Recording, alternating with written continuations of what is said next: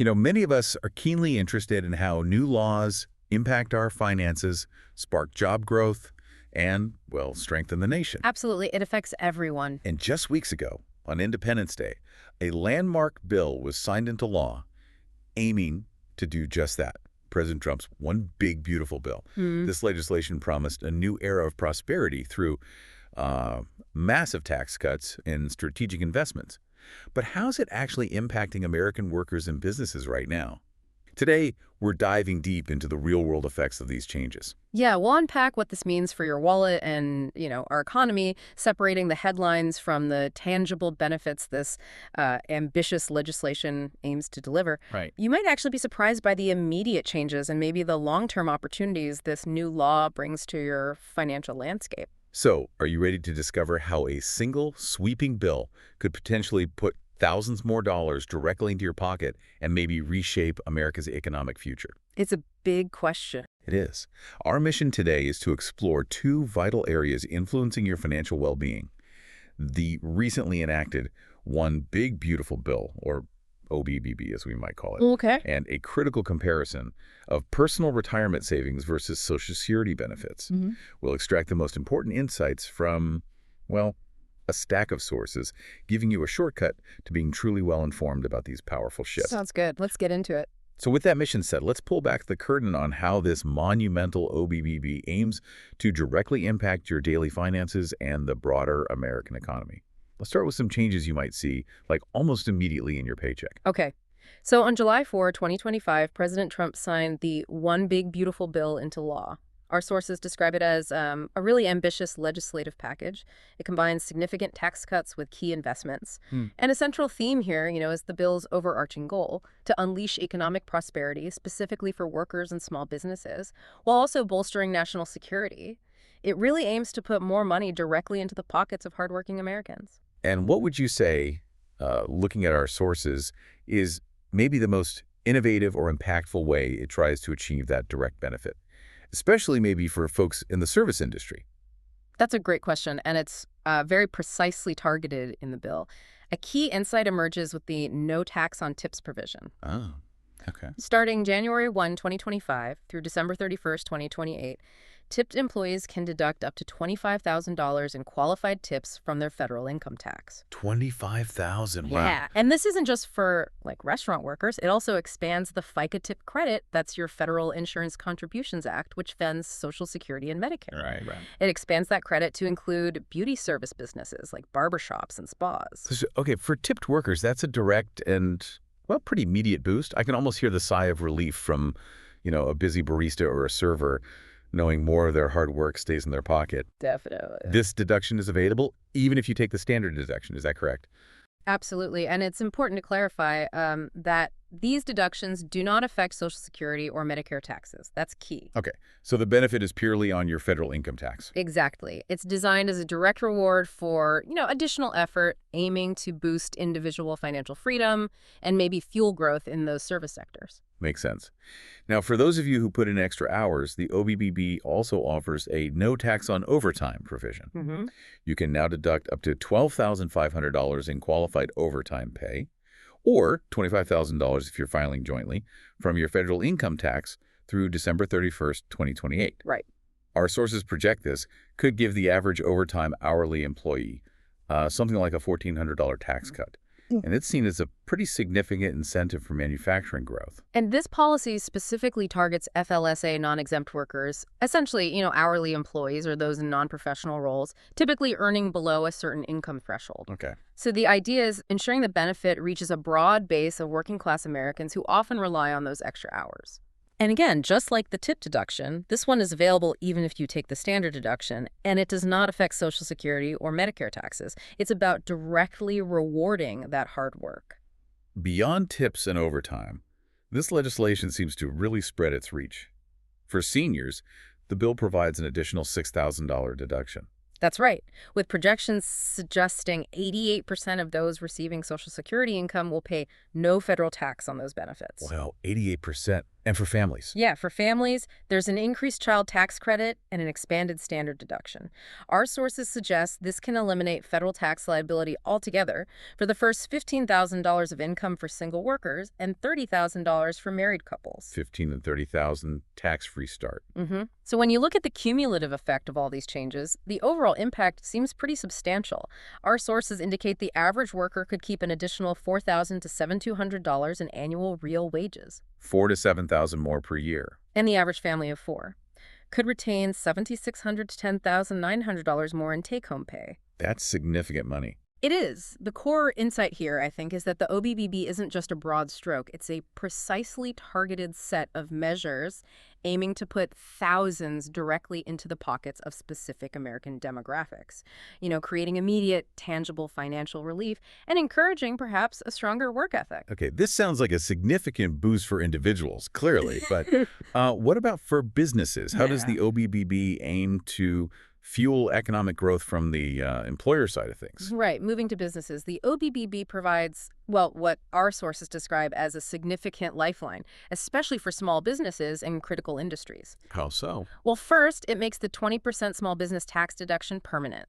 This prevents what the Treasury Secretary apparently called a $4.5 trillion tax hike on the American people. So it provides stability and confidence for entrepreneurs. Okay, permanence is key there. And it also makes it easier for businesses to invest, right? Yeah. I saw something about expensing. Exactly. It increases the Section 179 expensing cap from $1.25 million up to $2.5 million. Yep. Yeah. This means businesses can fully deduct the cost of new equipment in the first year rather than, depreciating it over many years. It's a powerful incentive to upgrade, expand, become more productive. Makes sense. And for our nation's farmers and small business owners, the death tax, or estate tax, gets overhauled with new exemptions of $15 million for individuals and $30 million for joint filers. 15 and 30 million. Right. This helps families pass on their farms and businesses without those forced sales, which is a major win for preserving multi-generational enterprises, according to these sources. Okay. If we connect this to the bigger picture then, these pro-growth tax policies seem fundamentally designed to spur domestic production, manufacturing, kind of revitalize heartland industries. Is there a clear economic projection linked to these business incentives? Yes, actually. The Council of Economic Advisors projects GDP could grow by as much as 5.2% in the short run and 3.5% in the long run. 5.2% short run. And potentially creating more than 4 million jobs and maybe a 14.5% boost in investment. This really highlights the belief that lower taxes and increased expensing lead directly to job creation and economic expansion. Gotcha. And it's not just about the economy. The bill also includes nearly $9 billion for icebreakers for U.S. Arctic security and almost $25 billion to the U.S. Coast Guard to enhance maritime security and combat drugs. Okay. These are certainly powerful and complex changes with clear intended benefits. But looking at the other side, a $3.2 trillion deficit increase over 10 years, as estimated by the Congressional Budget Office. That's a significant figure. It is. Beyond just the numbers, what are the primary concerns critics are raising about the long-term implications of this kind of fiscal approach? That's an important point to consider, definitely. While proponents emphasize the economic stimulus, the CBO's deficit estimate does suggest a substantial increase in the national debt. That's one major concern. Critics also raise concerns about labor market dynamics, suggesting employers might rely more on overtime rather than hiring additional staff. So it could impact hiring for new workers, maybe? Potentially, yes. Despite the incentives, that's one argument. And some sources point out a sort of horizontal equity issue, where workers earning the exact same total income could pay different amounts of tax simply because one person's income included qualifying overtime and the others didn't. Right. That does raise questions about fairness in the tax code for some people. Precisely. And there's also a notable exclusion. Railroad and airline workers who are covered by the Railway Labor Act are explicitly excluded from the no tax on overtime provision. Really? Why is that?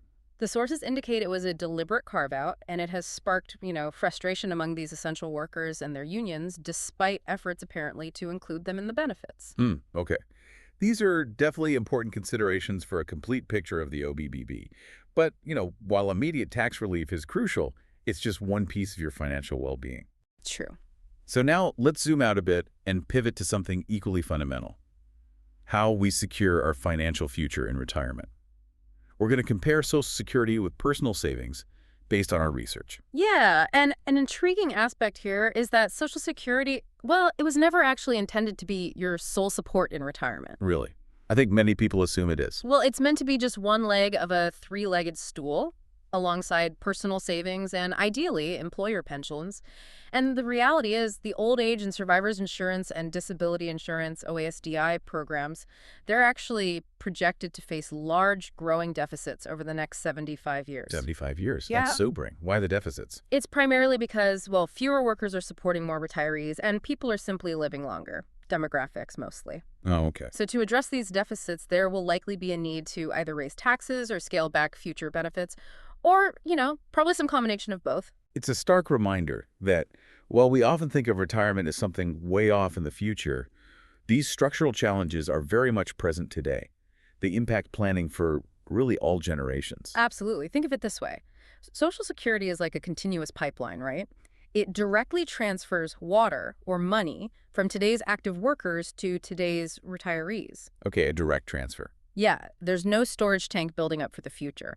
So the return you get on your Social Security taxes, it's expected to be pretty low, limited mostly by population growth and real wage gains. It's a tax transfer system, meaning there's no net saving for the nation. It just diverts current output from workers to retirees. This is where the financial picture for retirement really starts to sharpen, I think.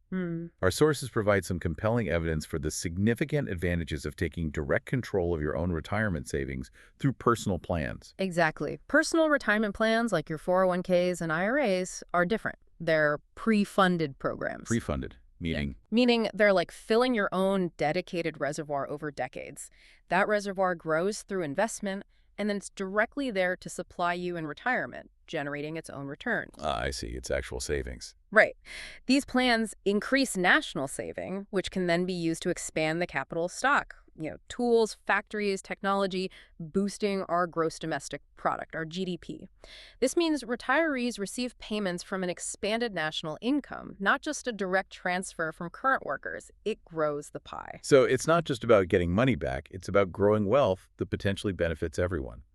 And historically, returns on saving and capital investment have consistently surpassed population growth, right? That's what the data suggests, leading to more capital per worker and potentially faster technological advances. This consistent lifetime program of personal saving is really crucial for Americans to understand and utilize for their long-term financial well-being. Okay, let's look at a concrete example then. The Tax Foundation provided one. For a worker earning the average income who retired at age 66 back in 2016, the expected annual Social Security retirement benefit was $19,646. $19,646, okay. Now, in stark contrast, if that same worker had accumulated private savings of $719,670. Wow, nearly $750,000. How?